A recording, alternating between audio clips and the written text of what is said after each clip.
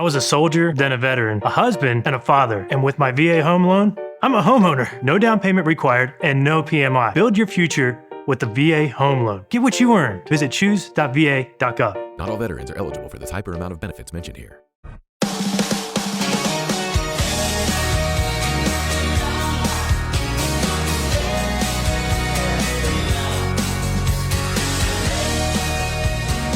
Welcome back into Mitten Madness here on 95.3 The Ticket. It's time for us to step onto the college hardwood. We're going to talk about Michigan basketball and where they find themselves in the country. They are currently the number 2 team in the country, the number 1 net team in the country, and a lot of people's number 1 pick to win the national championship. In fact, Lenardi has already put out his first bracketology, and he has Michigan as the overall number 1 seed in his first bracketology. So Michigan is getting all the respect around the country for being one of the best teams in the league. Last time we talked, they had just played their game against LaSalle, which they won by 52.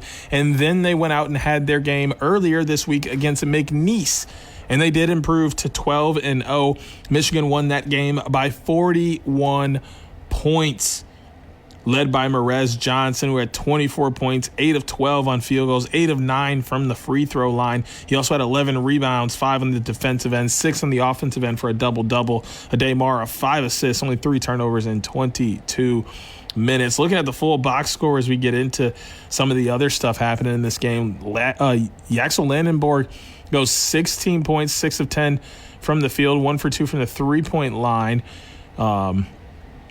Also 3 for 4 from the free throw line, 8 rebounds, 1 assist, 1 turnover, 1 steal, 1 block in his 21 minutes of play. Ade Mara had 13 on 5 of 6 shooting, 3 for 10 from the free throw line, 6 rebounds, 5 assists, 3 turnovers, 2 blocks, and 4 fouls in his 22 minutes of play. Elliot Cadeau does his thing again. Only 7 points. He goes 2 for 3, 2 for 2 from the three-point line, though. 1 for 2 from the free throw line. He had 1 rebound, 3 assists, 2 turnovers, 1 steal, setting the pace for this team. 12 points from Damari Burnett as well. 4 for 6 from the field, 2 for 4 from the three-point line, 2 for 2 from the free throw line, 3 rebounds, 3 assists, no turnovers, steals, or blocks in this game. And, of course, the bench squad got in as well. Oscar Goodman, he wasn't able to score, grabbed a couple rebounds, had an assist. Shetter, 2 points, 4 assists, though. Cordell comes in and drops 4 points in the game. 7 points for LJ Kassan, 4 for Grady. And you got Roddy Gale Jr. going for 10. Trey McKinney goes for 13. Plenty of points, rebounds, and assists on the bench as well. Of course, Michigan had no problems getting out ahead in this game. As the recap says, the Wolverines are off to their best start since they opened up the 2018-19 season at 17-0. They're 12-0 so far, which was a school record in 18-19. It's just the 4th time Michigan has won its first 12 games. That was scoring. Wolverines scored the first 7 points and led 22-7 before the 7-minute mark of the first half. McNeese State was never able to close the gap to less than 10 the rest of the game. Michigan led 60-29 at halftime. They scored 100 points for the 3rd straight game, 6th time in 7 games. The Wolverines have reached the 100-point plateau 7 times already this season. That's 3 games shy of the school record set in 88 and 89. And if I have to remind anyone out there that is or is not a Michigan Wolverines basketball fan, that 88-89 season, they won the national championship. And this team is being compared to that 88-89 team a ton, which means this team has a lot of talent on it and has a bright future ahead. And there are some expectations that they could be the next team to bring Michigan a national championship and would be the first one in over 30 years. That would be insane to experience in our lifetime. The Wolverines have won 9 games this season by 25-plus points and 6 by 40-plus points. 6 of Michigan's last 8 wins are by margins of 30 or more. Up next for the Wolverines, they host the number 24 USC Trojans in Big Ten play as it resumes on Friday. So looking ahead at what they have coming up in the next week, like I just mentioned, they're going to play Friday, as I'm recording this earlier in the day on Friday, as you all know, taking on USC at 7 p.m. on Peacock. USC coming in 12-1. Michigan, obviously, 12-0. They're giving Michigan a 92.9% chance to win this game. They're coming in as 22.5-point favorites. Negative 4,500 on the money line, plus 1,700 for USC. Plus, or 169.5 is the over-under for this game. USC led by Chad Baker-Mazara, who did take down this Michigan team with Auburn last year. He's got 21 points per game, 45% from the field, 90 from the free throw line. Jacob Coffey has 6.7 rebounds per game to lead their team. Baker-Mazara also leads them in the assist category, 3.2. He's got 2.1 turnovers per game in his 33 minutes of play. USC only averaging 89.4 points per game compared to Michigan's 96. They're giving up 75. Michigan only giving up 66. Michigan shooting at 54%, also out-rebounding USC by 7 rebounds, out-assisting them by 4 assists. The blocks are about the same, and so are the steals. But USC coming in on a 4-game win streak, so they're probably feeling hot as well. Their last loss was in Big Ten play against Washington, but they took down San Diego, Washington State, UTSA, and UCSC all by sizable margins. So they're feeling good coming into this game. We don't even have to talk about Michigan's last 5 and what they have been doing. So make sure to stay tuned in on that game on hopefully you enjoyed that game on Peacock, as I will definitely be watching that later on. And then they have Penn State coming up on the 6th. Excuse me. January 6th, 7 p.m., FS1. Penn State comes in 9-4. They're only giving Penn State a 5.4% chance. They're led by Caden Mingo, who has 14.8 points per game on 49% shooting, 73.3 from the free throw line. He also leads them in rebounding, 4.1 rebounds per game, and assists at 4.5. So Caden Mingo is the Penn State the Lions. If they're able to shut him down as they have been everyone else, as he averages 30.3 minutes per game, then I don't see Michigan really having a problem. Penn State only averaging 79 points per game, giving up 74. They're shooting 49% from the field, grabbing 30 rebounds. This is a 15-rebound deficit to Michigan. They have an 8-assist deficit to Michigan, also a 5-block assist, and their steals are actually slightly up, is at 8.4 to 7.3 for Michigan. Penn State in their last 5 has 3 losses to Indiana by a sizable margin, 113 to 72. Then they lost to Michigan State by just 4, 76-72, and then they lost to Penn State Pitt 80 to 46, which is also a sizable margin. Then they beat North Carolina Central 90 to 67, and they beat Campbell 87 to 76. So I don't think Michigan will have any problems, even though this game will be at Bryce Jordan Center in University Park, Pennsylvania. That's a 7 p.m. game on FS1 come January 6th. Michigan will be hosting USC at Chrysler Center, so that should make a little bit of a difference. Those are the 2 games that they have in between now and then. Or in between now and our next conversation. They will play Wisconsin and Washington after that before we have a conversation again. So Michigan looks to be rolling, as they only have 1 ranked opponent coming up until they play Nebraska in the 27th of January, unless some things happen in the coming weeks and we see some teams move up into the rankings. Michigan has, quote-unquote, a fairly easy schedule ahead of them, although the Big Ten will not be easy. It will be a gauntlet for anyone not named Michigan, Michigan State, maybe Nebraska, and Purdue. Everyone else is going to have a tough time in this conference, and maybe even those teams have some tough runs in this conference as well, because it is going to be an extremely, extremely deep conference. So Michigan, honestly, faring well so far. Obviously, they're near the top in the Big Ten Conference, as they are 2-0, up there with Nebraska, Michigan State, Purdue, and UCLA, who are all 2-0 in the conference. Michigan State, Purdue are both 12-1. Nebraska's 13-0. UCLA is 10-3.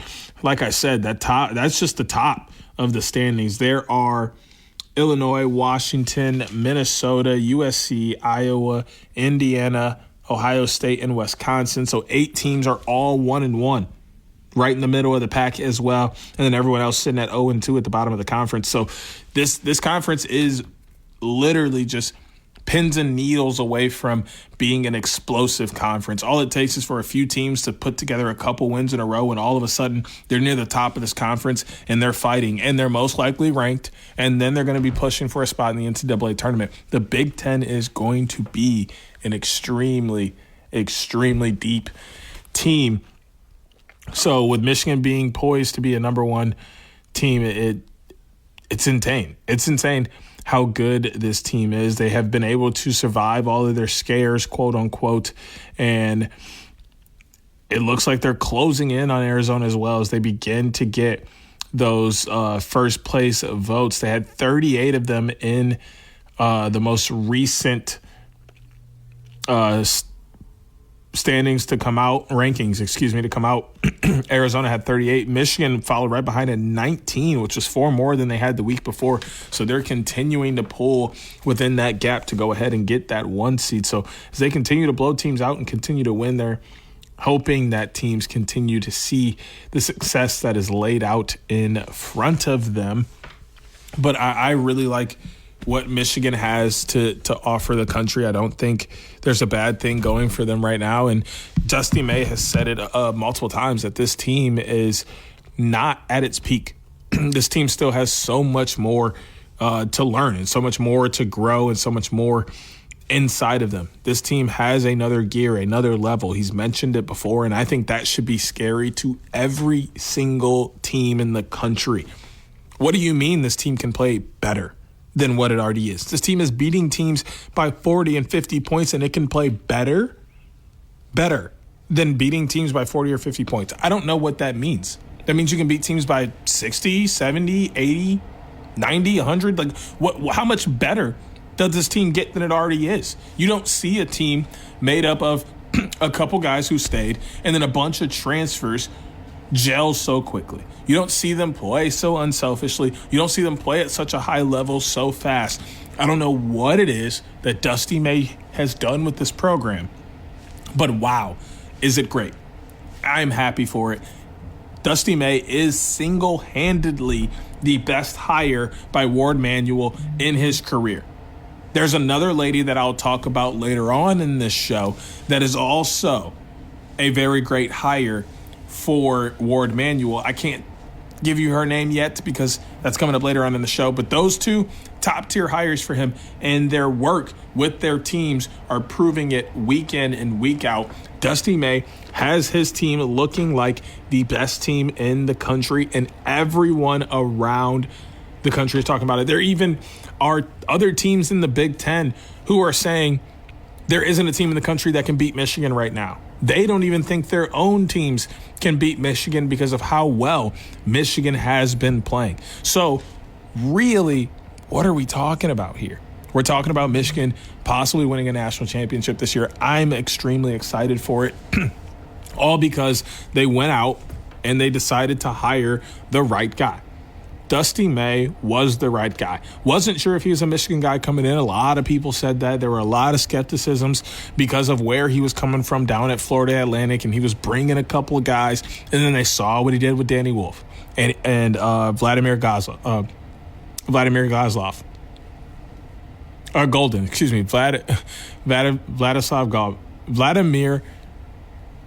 Golden. Wow. I'm so sorry, Vlad. You know, it's all love. But yeah, they saw what he did with Golden and what he did with Wolf, and then now people want to play for Dusty May. Yaxel Landenborg was on his way to the NBA before he finally said, hey, you know what? Hold on. Dusty said I could be a lottery pick if I play for him. Yeah, let's do that. Elliott's coming here. Merez is coming here. Mara's coming here. Yeah, let's run it. And now we're seeing them run the table. So if you're not a Michigan basketball fan, I feel extremely bad for you because they are running it up right now. It's not going to slow down anytime soon. We're going to come back from the break. We're going to talk about Michigan State basketball and what they have in store with more Mitten Madness here on 95.3 The Tip. Do you worry about how much someone drinks? Do you feel angry or depressed most of the time? Do you feel neglected or unloved? Do you feel that if the drinker loved you, she or he would stop drinking? If you answered yes to any of these questions, you are not alone. Not everyone trapped by alcohol is an alcoholic. Families and friends are suffering too. Al-Anon and Alateen can help. Call 1-866-200-0223 or visit alanon.org/help. Welcome back to Mitten Madness here on 95.3 The Ticket. We're going back to the college. We're inside the hardwood talking about Michigan State basketball. Last time we talked about them, they had just come off a 9-point victory against Oakland, which was a little scary to see because you do want to see them beat those mid-major teams by much more than 9. And then they had another scare when they played on Monday earlier this week. They took on Cornell. They did hit the century mark, 114-97, but they gave up 97 points. Jeremy Fears Jr. had a career-high 21 points in the game, added 11 assists for number 9 Michigan State as the Spartans overcame a sluggish start to beat Cornell 114-97 on Monday night. Cohen Carr had 19 points, 6 rebounds. Trey Fort scored 14 points. Divine Ugochukwu had 12 points, and Jackson Kohler 11 points, 10 rebounds for a double-double. Fears' previous high was 19 against North Carolina on the 27th of November. The Spartans are now 12-1 to reach the season high of 4 points and allowed a season high in its final non-conference game. Its final total was the highest output since December 13, 2008, when the Spartans had 118 against Alcorn State. The Spartans hadn't given up more than 72 points in any game this season. Their previous season high score was 92 against Toledo on December 16th. Cooper Nard led Cornell with 19 points. Adam Hinton and Jake Fegan added 15 points apiece. The schools hadn't faced each other since November 24th of 2000. Michigan State has Nebraska coming up. That's Friday night, later tonight, as I'm recording this. So you guys will already know that's a 9 p.m. Peacock game. That's going right after the Michigan game at 7 p.m. against Nebraska. So a great, not Nebraska, USC, excuse me. So a great doubleheader for them. Then Michigan State will turn around and play USC, which USC is doing their Michigan trip. They will play Michigan, then they'll play Michigan State on the 5th. That's an 8:30 p.m. game on FS1. Both of those teams currently 12-1, and they could both go into that game 13-1, or they could both go 12-2. One could be 13-1, the other could be 12-2. A lot could happen moving into that game. Then they'll play Thursday on the 8th, 6:30 p.m. on BTN against Northwestern, who's 8-5 currently. That is what they have coming up in the next week before we speak again. But I mean, the Nebraska game, which obviously you guys were able to see, but I was not before recording, is a 9 p.m. game, a 57.9% chance for Nebraska. They're led by Rank Mask, who has 16.5 points per game, 51% shooting, 82.2% from the free throw line. He has 6.8 rebounds as well. Jamarcus Lawrence leads their team with 3.9 assists, only 1.8 turnovers in 25.5 minutes. They average 83.5 points and only give up 66, which both of those are very comparable to Michigan's 80.8 and 65.9. They're shooting 47 and 48%, Michigan State and Nebraska respectively, 42 and 38 in rebounds, 20 and 18 in assists, 5 blocks and 6 steals per game for Michigan State, 2.7 blocks and 6.8 steals for Nebraska. As we know, Michigan State only has the one blemish on their record to Duke, and that was in their last 5. They lost that game by 6. Meanwhile, Nebraska is perfect 5-0. They beat Creighton by 21, beat Wisconsin by 30, beat Illinois by just 3, took down North Dakota by a sizable margin in the same with New Hampshire. So they are rolling into this game. This game will be at Pinnacle Bank Arena in Lincoln, Nebraska. So they have that home crowd behind them as well as they're going into that game as 2.5-point favorites, negative 135 on the money line, plus 114 for Michigan State. 145.5 sits on the over-under. The preview for the game said the Cornhuskers have gone 9-0 at home. They rank 6th in the Big Ten in rebounding. The Spartans are 2-0 in conference games, and they are 9-0 games decided by less than 10 points. The Cornhuskers and Spartans will face off for the first time in conference play this season as they look to continue success on both sides of the floor. So Michigan State, has quite the trail in front of them as they will play Nebraska and USC before getting a little bit of a break between Northwestern, Indiana, Washington, Oregon, Maryland, Rutgers before they have to play Michigan at the end of the month. Looking at some of their stats, they're led by Jackson Kohler, 13.7 points per game, 10.3 rebounds. Jeremy Fears, 9.3 assists, 1.3 steals for him as well. Jackson Kohler is 1.1 rebounds. Cohen Carr also pours in 12.2 points. He grabs 5 rebounds a game as well. Mr. Cooper pours in 10 points and 6 rebounds. So they're getting a little bit of a committee approach, but not quite what you're seeing over at Michigan. So their depth isn't quite the same for the Spartans, but they are still seeing success because they are led by none other than arguably the king of college basketball, Tom Izzo. Tom Izzo has been doing this thing for 20, 30 years now, 40 years, and he seems to always make it to the NCAA tournament. His teams seem to always make it to at least the Sweet 16, if not the Elite 8. And then once they make it to the tournament, everybody knows Michigan State is just as dangerous as anybody else. They don't have to have all the 3, 4. They don't have to have the 4 or 5 stars. They just have to have guys that believe in Tom Izzo.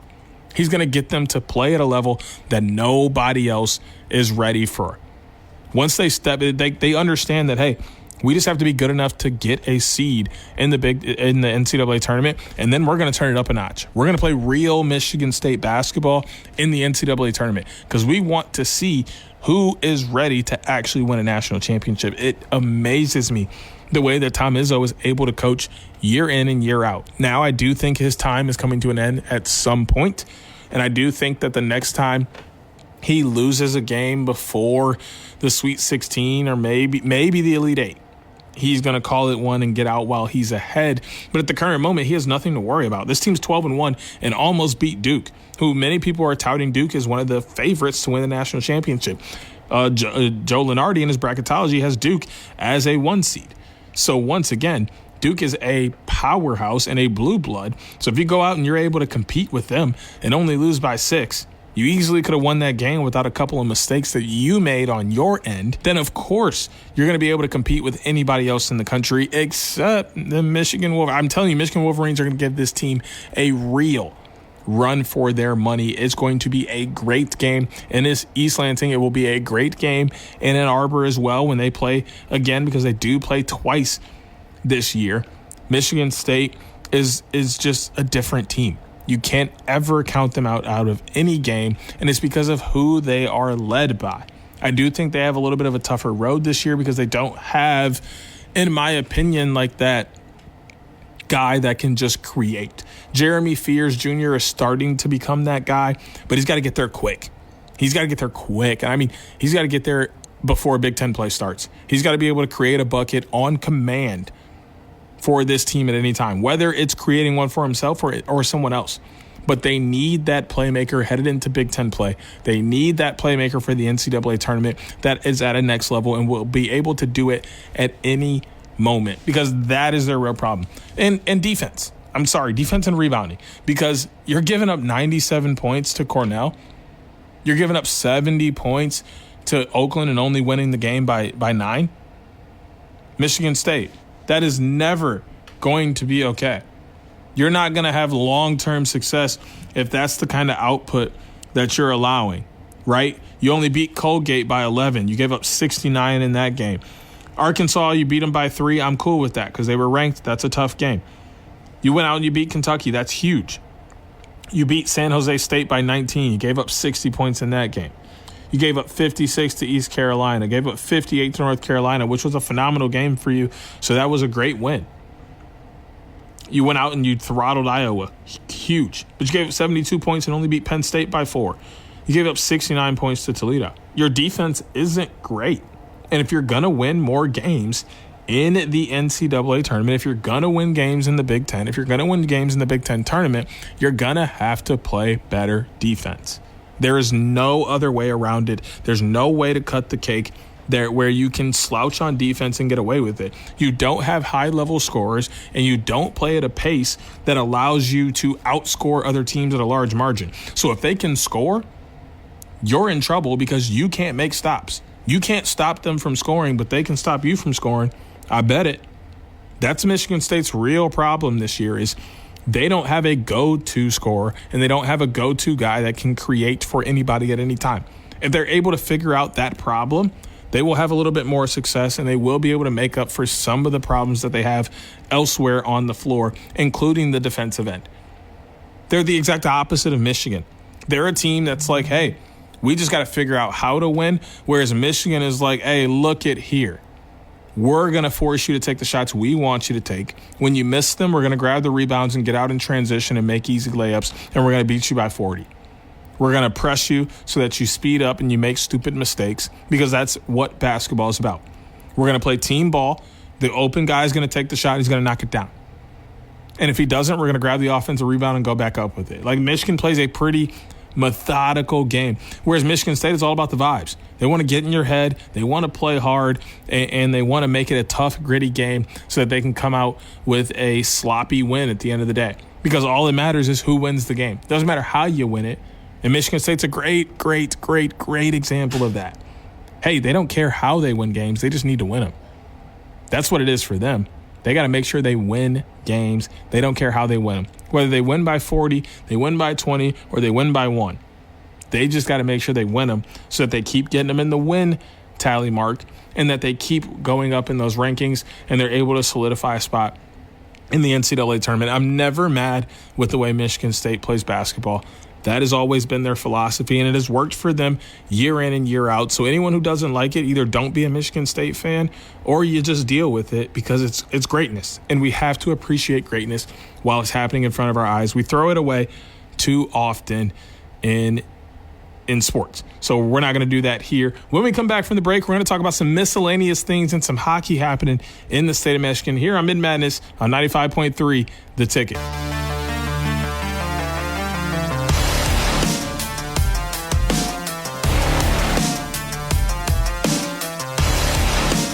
I always had a private doctor. I didn't think I needed VA care. Then I learned VA is ranked above private care systems nearby and costs less. I'm getting the best care of my life with providers trained to treat veterans. Get what you earn. Visit choose.va.gov. Not all veterans are eligible for the type or amount of benefits mentioned here.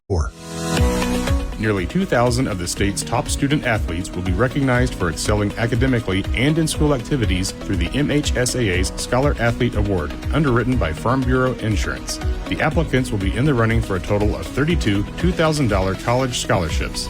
Application materials are available exclusively online through the MHSAA website. A message from the Michigan High School Athletic Association, promoting the value and values of educational athletics.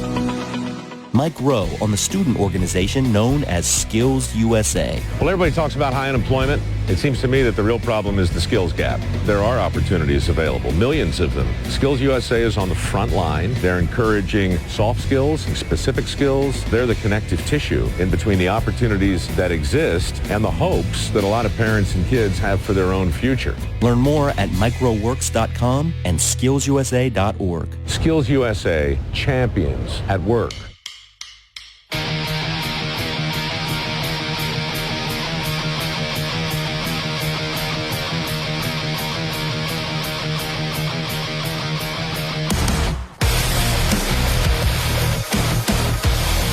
Welcome back into Mitten Madness here on 95.3 The Ticket. We're going to talk about some miscellaneous things happening around the state here, and mostly in the college realm of sports before we get into our picks to close out the show. Most importantly, we want to celebrate a team that is continuing to be one of the best teams in the country. Ferris State football, they went back to the national championship, and they didn't just go back to the national championship. They won the national championship, a perfect 16-0 record for the Ferris State Bulldogs this year. They took on Harding in that championship game. That was back on December 20th last Saturday. We didn't get a chance to talk about it because, well, the show was already out.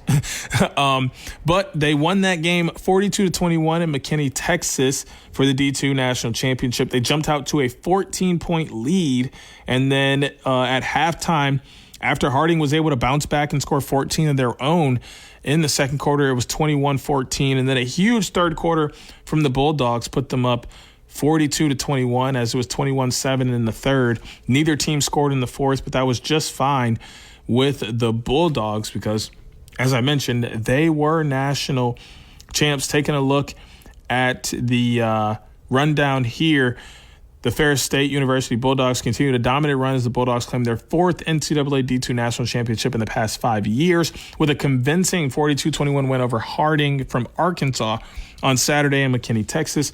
FSU repeated as D2 national champs and finished the 2025 campaign with a 16-0 record, becoming the first NCAA Division I or II team in the modern era of college football to finish with a perfect 16-0 mark.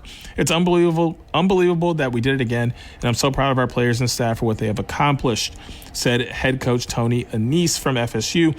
This group came together and did so many great things to get back here to McKinney and find a way to get it done. Ferris State has topped the all-time NCAA D1 or D2 scoring record, finishing the year with a record-breaking 844 points on this season. The Bulldogs dominated on the ground, accumulating 363 rushing yards, including 4 rushing touchdowns. The team capitalized on the Bison's miscues, converting 2 fumble recoveries into points as Harding briefly narrowed the gap with 2 second-quarter touchdowns, but could not keep pace in the second half.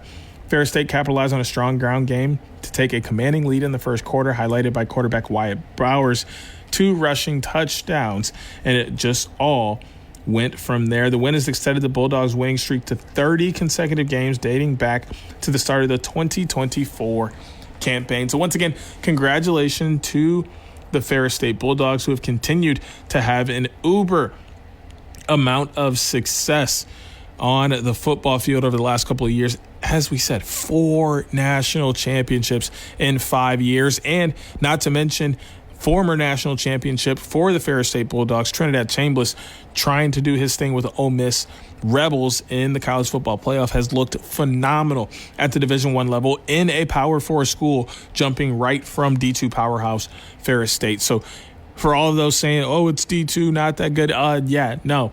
Ferris State is very much that good at the D2 level because there is nothing but athletes and good athletes at that school when you play football for Tony Annese. So once again, another congratulations to head coach Tony Annese and the Ferris State Bulldogs, as they are D2 national champs. The FCS championship is coming up. That doesn't have any teams from Michigan. That'll be Illinois State versus Montana State. So that'll be an interesting matchup there coming up soon. But looking over at the hockey rankings, once again, the state of Michigan continuing to look well in the USA men's hockey poll. They have Michigan as the number 1 team with a 15-3 record.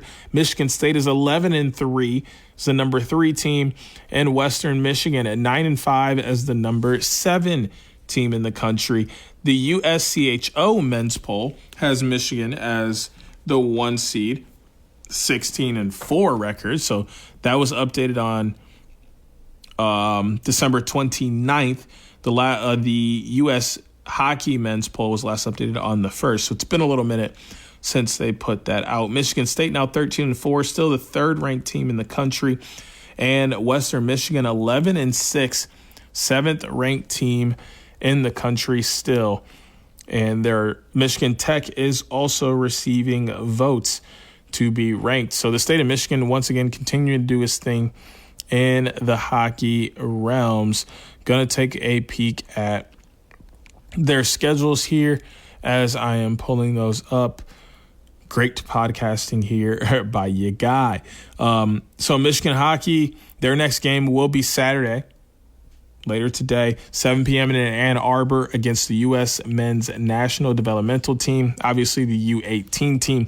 They're 7-3 in conference, 16-4 on the year. They're 8-2 at home and 8-2 on the road. So they're good everywhere that they go. They had a loss to Wisconsin in Ann Arbor and a loss to Penn State on the road at State College. Other than that, Their losses are very few and far in between. They have a loss in Ann Arbor to Michigan State as well. And then they have a loss earlier in the season to Western Michigan and Kalamazoo. Those are their 4 losses, and you can see that they're pretty much continuing to dominate. It's a reason why they're the number 1 team in the country, and no one seems to be able to stop them anytime soon. So we're going to pop over to Michigan State and see what their hockey schedule is looking like. We obviously know that they were able to beat Michigan. They only have 3 losses on the year. They're 5-3 in conference play.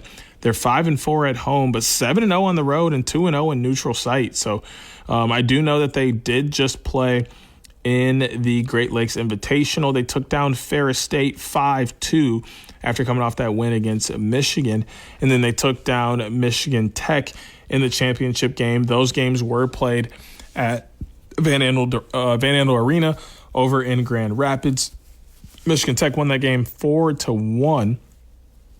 Michigan State won that game over Michigan Tech 4-1 after beating Ferris State 5-2 to take home the Great Lakes Invitational Championship again this season. Their next game will be January 4th against the U.S. Men's National Developmental Team, the U18 version there as well. So the developmental team will play back-to-back games against Michigan and Michigan State on the 3rd and the 4th.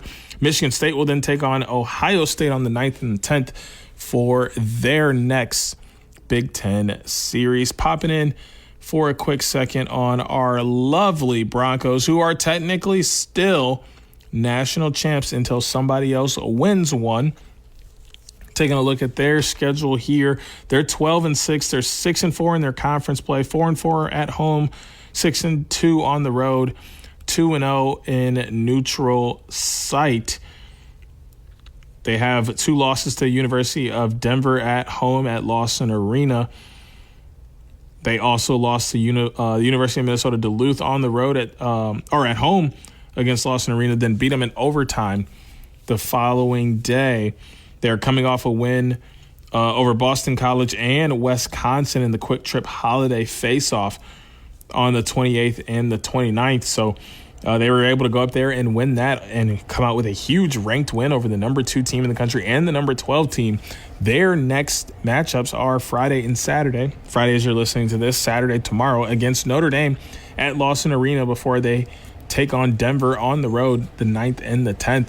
So Western going to look to keep playing at a high level, keep beating these ranked teams to keep themselves ranked high in the rankings and grab themselves an NCAA tournament spot. But it looks like we're going to have 3 to 4 Michigan teams in the NCAA men's hockey tournament once again as Michigan continues to dominate on the ice. Michigan, the number 1 team in the country. Michigan State, the number 3. And Western Michigan, the number 7. So as long as they continue to play at the level that they are playing at, then they should be able to get themselves an automatic bid. And then Michigan Tech can also slide in if they win their conference or something else crazy happens. So we'll keep you updated on hockey as that continues to roll out. But when we come back from the break, we'll be doing our picks to end out the show with more Mitten Madness here on 95.3 The Tip.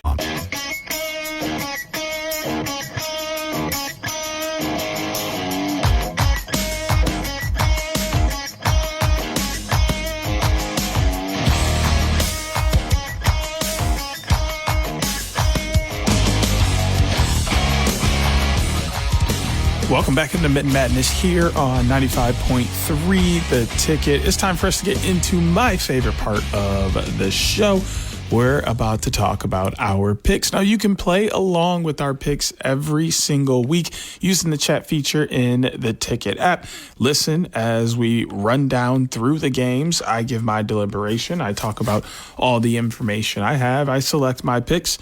And then you have the opportunity to do your own deliberation, your own research, and then drop your picks into the chat feature on the Ticket app and see if you know ball better than I do. 6 games a week, and maybe, just maybe, you're able to do it better than I am. As you all know, Jacob was not able to take me down any time he was here. 3 rounds of picks we went. I was 2-0-1. We had 1 tie, but I won twice. So therefore, I have no L's. Anybody out there going to be able to give me my first L in picks? Let me know. hit that chat feature, send in those picks, and let me know if you know ball just as well as I do. Speaking of knowing ball and picks, last week, your boy went 4-2. 4-2 as BYU took down Georgia Tech. Indiana took down Bama. Oregon took down Texas Tech. Ole Miss took down Georgia 34-39. And then Michigan lost to Texas, and Ohio State lost to Miami. So that gives me 4-2, bumping me up to 72-42 on the season. So we got 6 fresh games popping up this week. We got 4 going down in the NFL ranks as that season comes to a close and they get ready for the playoffs. And then we got an NBA game and we have a hockey game to go through as well. We are going to start in the NFL, and we are going to start with those matchups that are the most important. All of these matchups have playoff implications coming up this weekend. We'll start with the Panthers and the Buccaneers. This game is 4:30 p.m. ABC later today. The 8-8 Carolina Panthers and the 7-9 Tampa Bay Buccaneers. The winner will win the NFC South division. The Bucs are currently 3-point favorites.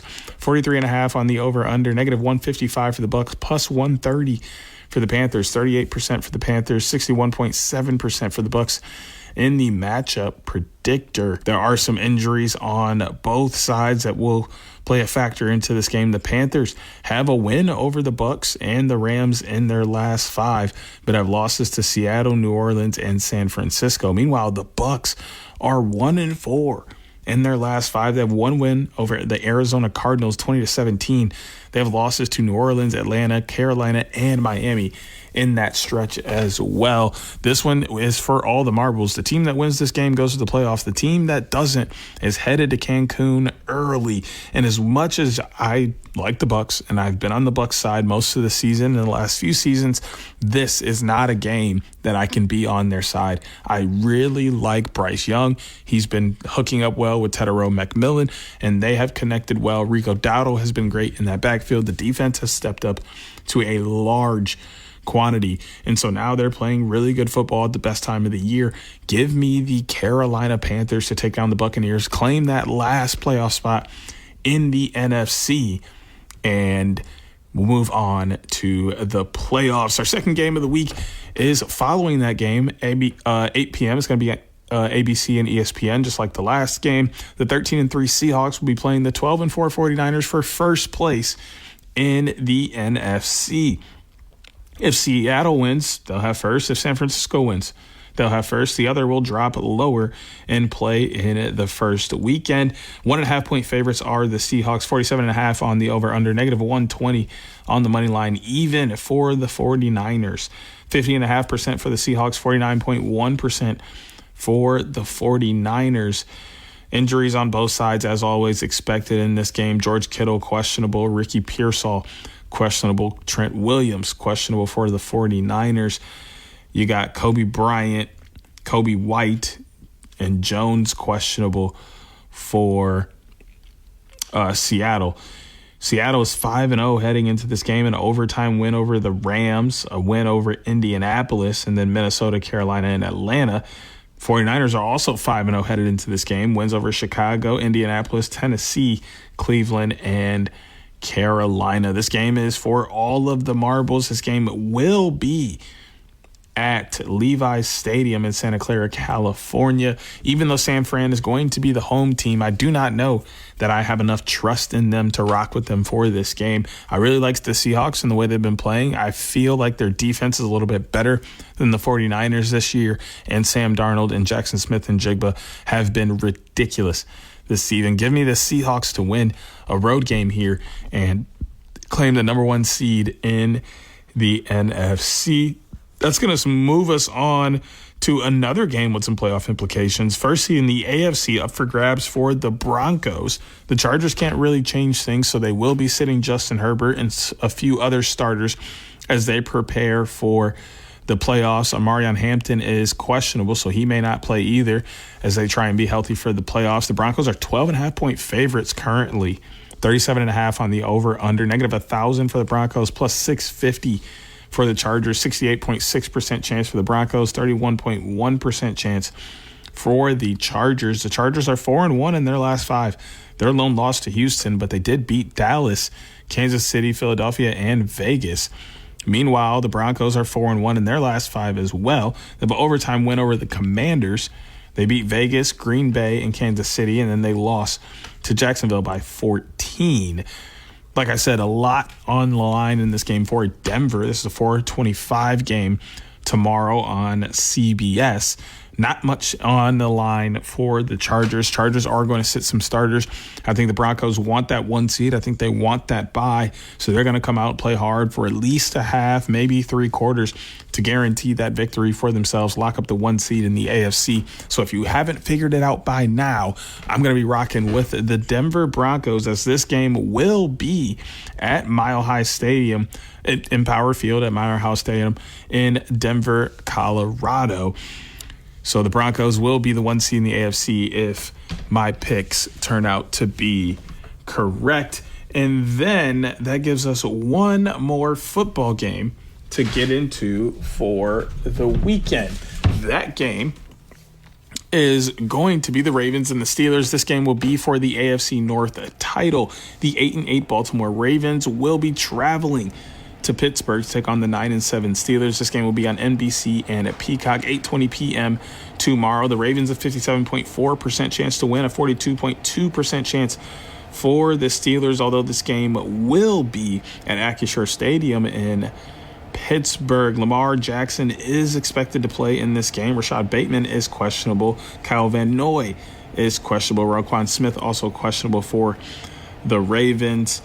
Pierre, Calvin Austin III, TJ Watt, all questionable for the Steelers. The Steelers are 2-3, the Ravens are 2-3 in their last 5 wins over Green Bay and Cincinnati. They also have losses to Cincinnati, Pittsburgh, and New Orleans. Meanwhile, Pittsburgh is 3-2 in their last 5. Losses to Cleveland and Buffalo, but wins over Baltimore, Miami, and Detroit. With Lamar Jackson coming into this game and with the breakout game of the season for Derrick Henry last week where he dominated the Packers, I think that they're ready to play. I think that the run game is where they need it to be. That's going to make it tougher for Pittsburgh to be able to score with them the way that they can score points. And I think the Ravens are going to go in on the road to Acrisure Stadium and come out with a victory at the end of the season to steal away the NFC North title and to send the Steelers home early. I mean, it's been a while since Mike Tomlin's missed the playoffs, but I think it just might happen this year by the hands of the Ravens and Lamar Jackson. That's going to kick us over to Little Caesars Arena, where we're going to touch in with the Red Wings and the Pistons. The Red Wings will be taking on the Pittsburgh Penguins, who they did just lose to, but that was on the road. This next game will be at noon, so shortly after we're done talking here on ABC. The 18-12-9 Penguins will be taking on our 24-14-4 Red Wings. The Red Wings are coming into this game, obviously, off of the loss. The last 5 for Pittsburgh are great. They're 4-1, a 6-3 loss to Toronto, the only blemish. But they have 4-3 overtime win over Detroit and a 4-3 shootout win over Montreal. And then they beat Carolina and Chicago. Meanwhile, Detroit 3-2. Obviously, the loss to Pittsburgh and then the loss to Carolina 5-2. But then they have overtime wins over Toronto and Dallas and a win over Winnipeg. I'm going to rock with the home team. They play well when they're at home. They also have been playing well so far this year. I think, Pittsburgh was able to get a good game at home and use that home crowd to an advantage of theirs and grab a win. But I don't see it happening again. Give me the Red Wings at home to take a victory. That's going to get us into our last game of the weekend. This one also going to involve our guys out in Detroit. This game will not be happening at Little Caesars Arena. This game will be at Rocket Arena in Cleveland. Your 25-9 first place Detroit Pistons will be taking on the 19-16 Cleveland Cavaliers. 44.6% chance for Detroit, 55.4% chance for Cleveland.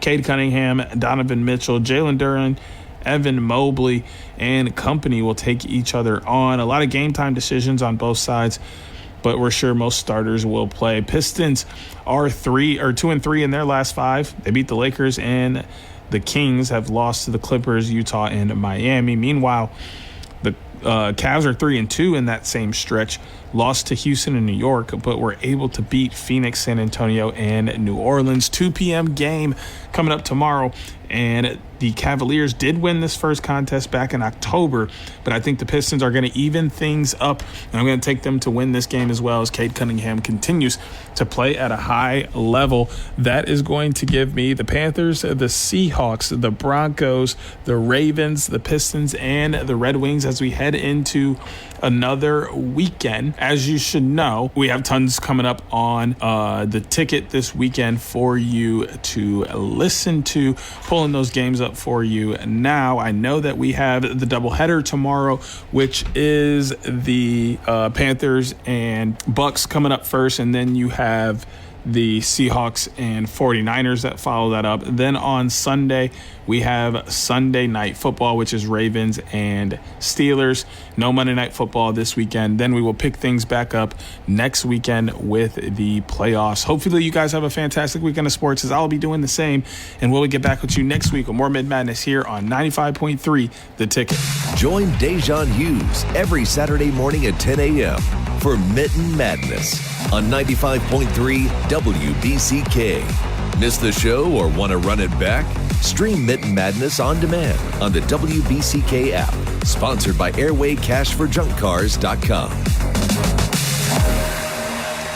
Winter is the perfect time to explore California, and there's no better way to do it than in a brand new Toyota Hybrid with 19 fuel-efficient options, like the stylish all-hybrid Camry, the adventure-ready RAV4 Hybrid, or the rugged Tacoma Hybrid. Toyota has the perfect ride for any adventure. Every new Toyota comes with Toyota Care, a 2-year complimentary scheduled maintenance plan, an exclusive hybrid battery warranty, and of course, Toyota's legendary quality and reliability. Visit your local Toyota dealer and test drive one today so you can be prepared for wherever the road takes you this winter. Toyota, let's go places. See your local Toyota dealer for hybrid battery warranty details.